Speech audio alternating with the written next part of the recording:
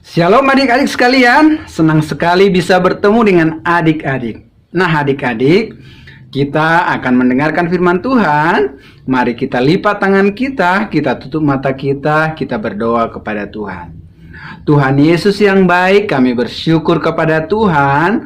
Saat ini kami rindu mendengar tentang firman-Mu. Kami berdoa Tuhan tolong supaya anak-anak sekalian yang mendengar, mereka boleh mengerti firman-Mu ya Tuhan. Terima kasih Bapa, berbicara kepada kami dan tambahkan iman kami kepada Tuhan. Di dalam nama Tuhan Yesus kami berdoa, haleluya, amin. Puji Tuhan. Adik-adik sekalian, tema firman Tuhan kita hari ini adalah Tuhan Yesus ditangkap dan diadili. Adik-adik, bulan April ini kita akan merayakan tentang peristiwa kematian Tuhan Yesus dan kebangkitan Tuhan Yesus. Maka kita belajar tentang peristiwa yang luar biasa yang dialami oleh Tuhan Yesus untuk menanggung hukuman dosa kita. Dia ditangkap. Nah, adik-adik, waktu itu Tuhan Yesus berdoa bersama dengan murid-muridnya di Taman Getsemani. Ketika sudah selesai berdoa, Tuhan Yesus membangunkan murid-muridnya. Kemudian Tuhan Yesus mengatakan, "Dia yang mau menangkap aku sudah dekat." Benar saja adik-adik. Tiba-tiba langsung taman itu menjadi terang. Karena apa? Karena ada serombongan orang membawa obor, membawa pedang, membawa pentung. Pentung itu pukul-pukul dan membawa belenggu atau rantai untuk menangkap Tuhan Yesus. Pada waktu itu adik-adik, Tuhan Yesus justru mendatangi mereka. Tuhan Yesus mengatakan, "Siapa yang kamu cari?" Nah, di situ ada Yudas Iskariot. Kemudian Yudas Iskariot mencium Tuhan Yesus dan orang-orang di situ tahu bahwa inilah yang sedang akan kami tangkap. Inilah Yesus yang akan kami tangkap. Karena Yudas Iskariot memberikan sebuah tanda kepada orang-orang yang bersama dengan dia, bahwa siapa yang akan kucium, itulah yang Yesus yang harus kalian tangkap. Nah, benar ketika mereka cium, mereka langsung mengetahui bahwa Yesus inilah yang mereka akan tangkap, karena Yesus ini dibenci oleh imam-imam kepala dan ahli-ahli Taurat. Kenapa adik-adik Yesus dibenci oleh imam-imam kepala dan ahli-ahli Taurat? Padahal kita sama-sama tahu Tuhan Yesus baik ya. Tuhan Yesus banyak menolong orang, banyak menyembuhkan orang yang sakit. Tuhan Yesus dibenci oleh imam-imam kepala dan ahli-ahli Taurat karena memang orang-orang lebih percaya kepada Tuhan Yesus daripada kepada mereka, kepada imam-imam kepala dan ahli-ahli Taurat. Kalau bertanya tentang firman Tuhan, jadi orang-orang datangnya kepada Tuhan Yesus karena Tuhan Yesus sangat luar biasa dan dia adalah firman Allah. Jadi ketika dia menjelaskan firman Allah tentang cara kita bisa memperoleh pengampunan dosa, pengajaran Tuhan Yesus sangat membuat orang banyak kagum kepada Tuhan Yesus. Hal itu membuat imam-imam kepala begitu benci kepada Tuhan Yesus dan memerintahkan kepala-kepala pengawal bait Allah untuk menangkap Tuhan Yesus di Taman Getsemani bersama dengan Yudas Iskariot yang sudah mengkhianati Tuhan Yesus, yang sudah menjual Tuhan Yesus. Adik-adik, ketika itu Tuhan Yesus bertanya, "Siapa yang kamu cari?" "Yesus orang Nazaret." Kemudian Tuhan Yesus mengatakan, "Akulah dia."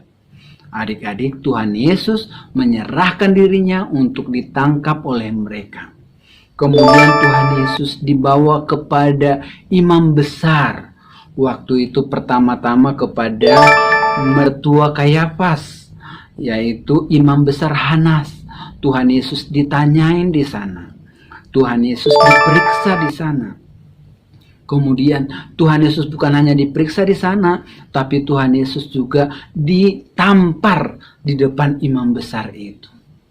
Adik-adik, setelah itu Tuhan Yesus dibawa kepada imam besar Kayafas yang menjabat pada waktu itu. Nah, imam besar Kayafas menanyai Tuhan Yesus. Satu pertanyaan yang ditanyakan oleh Imam Kayafas kepada Tuhan Yesus seperti ini. Apakah kamu Mesias, anak Allah yang hidup? Apa jawaban daripada Tuhan Yesus? Jawaban daripada Tuhan Yesus, akulah dia. Engkau akan melihat anak manusia duduk di sebelah kanan Allah yang Maha Kuasa. Nah, ketika Tuhan Yesus mengaku bahwa dia adalah Mesias dan dia akan duduk di sebelah kanan Allah yang Maha Kuasa, Imam Kayafas bukannya percaya kepada Tuhan Yesus. Dia justru marah. Dia robek bajunya. Kemudian dia mengatakan, ia ini menghujat Allah. Dia mengaku sebagai anak Allah. Dia mengaku sebagai Mesias. Ini bukan Mesias. Dia tidak percaya. Kemudian dia mengatakan, untuk apa kita saksi lagi? Sekarang orang ini layak dihukum mati. Karena apa? Karena dia sudah mengaku dirinya sebagai Mesias, padahal dia bukan Mesias. Begitu pemikiran daripada Kayafas.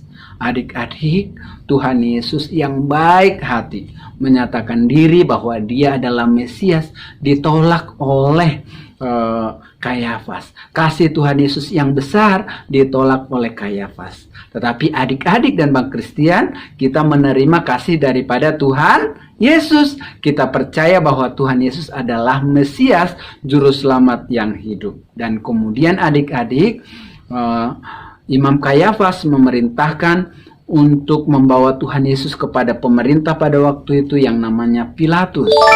Dan Tuhan Yesus dibawa kepada Pilatus. Pilatus memeriksa Tuhan Yesus. Karena adik-adik tidak boleh sembarangan pemerintah untuk menghukum mati Tuhan Yesus. Orang-orang imam kepala dan ahli-ahli Taurat mengatakan ini harus dihukum mati karena dia menyesatkan, karena dia mengaku sebagai juru selamat padahal dia manusia biasa, kata orang-orang waktu itu kepada Pilatus. Dan kemudian Pilatus memeriksa dengan baik. Dia tanya saksi-saksi, dia tanya imam-imam itu, dia tanya Tuhan Yesus, dia periksa dengan seksama. Tidak ditemukan satu pun kesalahan Tuhan Yesus. Karena Tuhan Yesus tidak pernah berbuat dosa. Adik-adik, Tuhan Yesus yang tidak pernah berbuat dosa ini bisa menjadi juru selamat. Karena yang boleh menyelamatkan adalah orang pribadi yang tidak pernah berbuat dosa, yaitu Allah kita, yaitu Tuhan Yesus. Tuhan Yesus diperiksa dan tidak ditemukan satu pun kesalahannya. Karena tidak ditemukan kesalahannya, Tuhan Yesus diperintahkan untuk dibawa kepada Herodes. Karena Tuhan Yesus berasal dari daerah pemerintahan Herodes pada waktu itu. Kemudian Raja Herodes juga memeriksa Tuhan Yesus dan sama saja tidak ditemukan kesalahan Tuhan Yesus. Karena Tuhan Yesus adalah Allah yang Maha Kudus, Allah yang benar adanya. Dia adalah kebenaran dan hidup. Maka dia bisa berkuasa membenarkan kita orang-orang yang berdosa. Adik-adik, setelah itu Tuhan Yesus dikembalikan kepada Pilatus. Pilatus mengatakan tidak ditemukan kesalahannya. Bagaimana ini Tuhan Yesus ini kita buat? Dan kemudian orang-orang berteriak, salibkan dia, salibkan dia. Semua berteriak, salibkan dia. Dan Tuhan Yesus tahu bahwa dia akan menderita, dia rela. Adik-adik, kemudian Tuhan Yesus dibawa untuk dicambuk. Adik-adik, diserahkan oleh Pilatus Tuhan Yesus untuk dicambuk. Tuhan Yesus dicambuk sebanyak 40 kali. Di ujung daripada cambukan itu ada yang berduri tajam atau dari dari tulang yang tajam atau dari besi yang tajam itu mencabik-cabik badan Tuhan Yesus, dan akhirnya Tuhan Yesus berdarah-darah sampai 40 kali Tuhan Yesus dicambuk. Adik-adik, Tuhan Yesus rela menerima itu karena ada satu bagian firman Tuhan yang dikatakan oleh Tuhan Yesus kepada murid-muridnya dan juga kepada kita. Dikatakan di dalam Markus pasal 10 ayat 45. Karena anak manusia juga datang bukan untuk dilayani, melainkan untuk melayani dan untuk memberikan nyawanya menjadi tebusan bagi banyak orang. Jadi ketika Tuhan Yesus dicambuk, dia menerimanya dengan segala kerelaan, dengan kasih yang besar untuk menyelamatkan adik-adik dan juga Bang Christian. Setelah Tuhan Yesus dicambuk 40 kali, sudah berdarah-darah, sudah lemah, kemudian Tuhan Yesus lagi dimahkotai duri, pakai tumbuhan yang berduri tajam, dan itu merobek kepala Tuhan Yesus. Dipukul lagi pakai pukulan, pak! Kemudian kepala Tuhan Yesus berdarah-darah. Dan darah Tuhan Yesus itu sangat mahal, adik-adik. Itu untuk menebus segala kesalahan kita, untuk menebus kita agar kita boleh diselamatkan, adik-adik, untuk membayar hukuman dosa kita.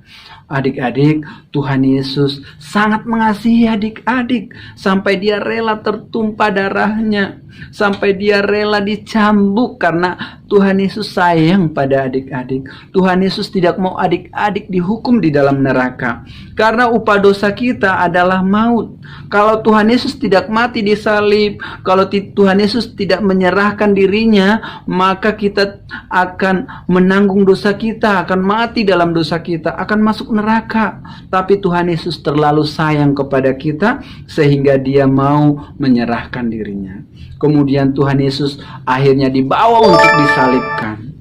Tuhan Yesus dipaku tangannya, dipaku tangan kanan, dipaku tangan kiri, dipaku kakinya, dan menancap kepada batang daripada kayu salib itu. Tulang-tulang Tuhan Yesus seremuk ketika dipaku. Adik-adik, itu betapa menyakitkannya. Saya kebayang teriakan daripada Tuhan Yesus, sakit sekali, adik-adik. Tetapi Tuhan Yesus mau menanggung itu semua. Karena apa? Karena Tuhan Yesus mengasihi kita. Kemudian setelah semuanya sudah diderita oleh Tuhan Yesus mengatakan, sudah selesai. Apa yang sudah selesai, adik-adik?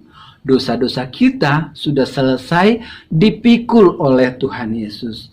Dosa-dosa kita sudah selesai ditanggung oleh Tuhan Yesus. Dikatakan di dalam 1 Petrus pasal yang kedua ayat yang ke-24 dikatakan, ia sendiri telah memikul dosa kita di dalam tubuhnya di kayu salib, supaya kita yang telah mati terhadap dosa hidup untuk kebenaran. Tuhan Yesus sendiri memikul segala dosa kita di dalam tubuhnya di kayu salib.